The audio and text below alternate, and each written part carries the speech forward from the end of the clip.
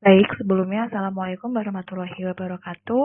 Kami dari kelompok 1 Farmasi semester 7 kelas A ingin mempresentasikan hasil kerja diskusi kelompok kami tentang manajemen farmasi dengan dosen pengampu Ibu Diah Kartika Putri MFAM.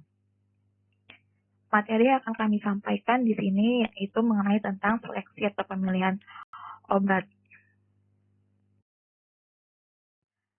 Adapun nama anggota kelompok kami yang pertama saya sendiri Evan Rosoleha, kemudian ada Meilia Areza dan Nanda Destriani. Nah, untuk materinya akan disampaikan yang pertama oleh Meilia Areza. Kepada Meilia Areza dipersilahkan. Yang pertama itu ada latar belakang. Obat merupakan sarana intervensi penting dalam pelayanan medis, yaitu sudah pasti karena dalam penanganan dan pencegahan berbagai penyakit tidak dapat dilepaskan dari tindakan terapi dengan obat atau farmakoterapi. Belanja obat di rumah sakit merupakan komponen pembiayaan yang paling besar. Umumnya, penerimaan dana dari sektor obat di rumah sakit swasta merupakan penunjang utama bagi pemasukan rumah sakit. Banyak dijumpai inefisiensi atau ketidakefisienan pengelolaan dan penggunaan obat di rumah sakit. Masih banyak mispersepsi atau salah tanggap tentang penggunaan obat di rumah sakit. Kemudian ada tujuan pengelolaan obat di rumah sakit. Yang pertama, agar obat tersedia saat diperlukan. Yang kedua, kuantitas atau jumlah obat mencukupi. Yang ketiga, mutu terjamin. Yang keempat, mendukung good quality care di rumah sakit. Yang kelima, menambah pendapatan rumah sakit, memerlukan efisiensi pengelolaan obat rumah sakit.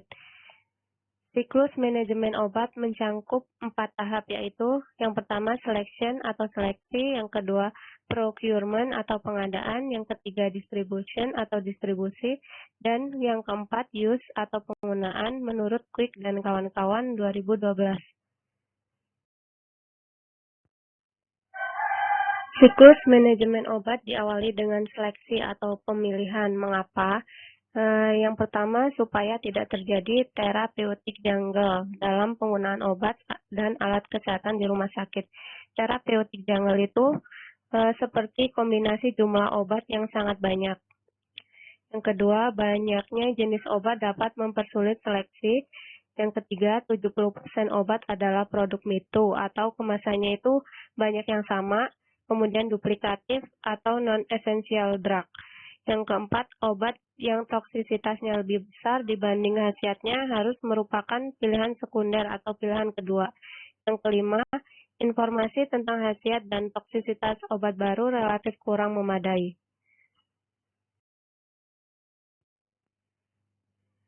Seleksi atau pemilihan.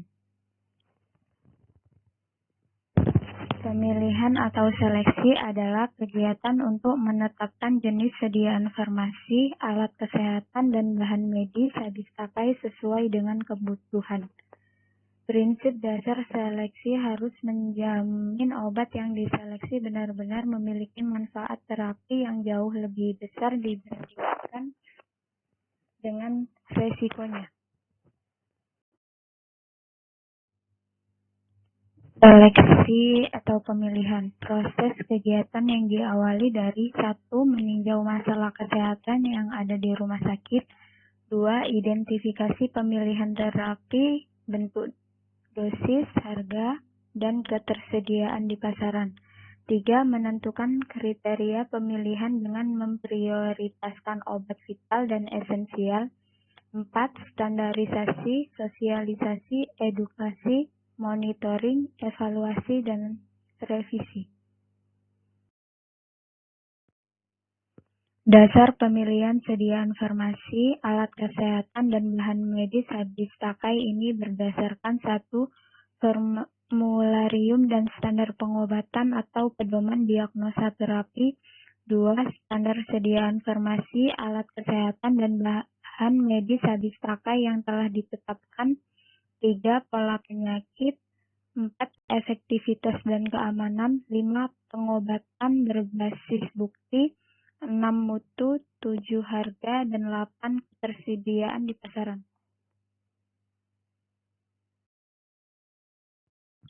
Selanjutnya ada kriteria WHO untuk seleksi obat esensial. Yang pertama, sesuai dengan kebutuhan penyakit. Yang kedua, efektif dan aman. Yang ketiga, bermutu dari sisi ketersediaan hayati dan stabilitasnya. Yang keempat, memenuhi kriteria cost-benefit rasio terhadap biaya pengobatan total. Yang kelima, jenis obat telah dikenal betul, mempunyai profil farmakokinetik yang baik. Yang keenam, ada obat diproduksi di negara sendiri. Dan yang ketujuh, obat berupa obat tunggal. Selanjutnya, kriteria pemilihan obat untuk masuk formularium rumah sakit menurut Peraturan Menteri Kesehatan Nomor 72 Tahun 2016. Yang pertama yaitu mengutamakan penggunaan obat generik. Yang kedua, memiliki rasio manfaat resiko atau benefit risk ratio yang paling mengutamakan penderita. Kemudian yang ketiga, mutunya terjamin termasuk stabilitas dan bioavailabilitasnya. Yang keempat, praktis dalam penyimpanan dan pengangkutan. Yang kelima, praktis dalam penggunaan dan penyerahan. Yang keenam, menguntungkan dalam hal kepatuhan dan penerimaan oleh pasien. Yang ketujuh, memiliki rasio manfaat biaya atau benefit cost ratio yang tertinggi berdasarkan biaya langsung dan tidak langsung. Kemudian yang kedelapan, obat lain yang terbukti paling efektif secara ilmiah dan aman, evidence-based medicine yang paling dibutuhkan untuk pelayanan dengan harga yang terjangkau. Selanjutnya, kriteria obat tambahan dalam formularium. Yang pertama itu obat emergensi yang belum termuat dalam Fornas.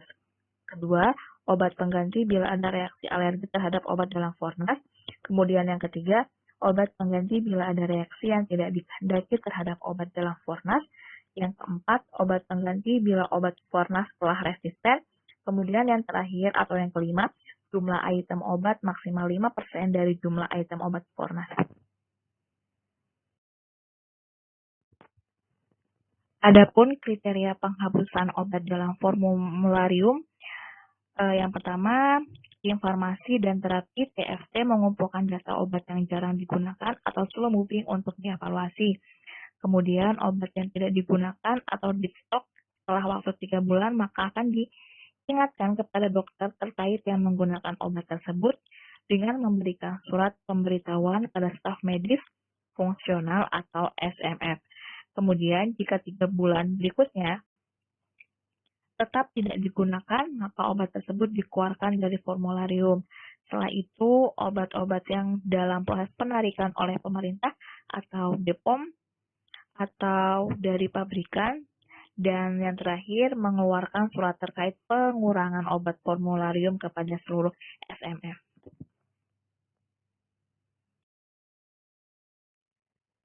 Nah, selanjutnya ini merupakan kriteria seleksi obat menurut Daftar Obat Esensial Nasional atau DON, yang sebelumnya merupakan kriteria dari Fornas. Yang pertama, kalau dari DON ini menguntungkan dalam hal kepatuhan dan penerimaan pasien, kemudian obat memiliki rasio resiko manfaat yang paling menguntungkan, kemudian obat praktis dalam penyimpanan dan pengangkutan, serta obat mudah diperoleh. Baik, cukup sekian materi yang dapat kelompok kami sampaikan. Mohon maaf jika masih banyak kekurangan untuk materi yang kami sampaikan kepada kawan-kawan. Dan kami minta kritik dan saran kepada kawan-kawan supaya untuk tugas selanjutnya kami dapat lebih baik lagi. Sekian dari kami akhiri. Wassalamualaikum warahmatullahi wabarakatuh.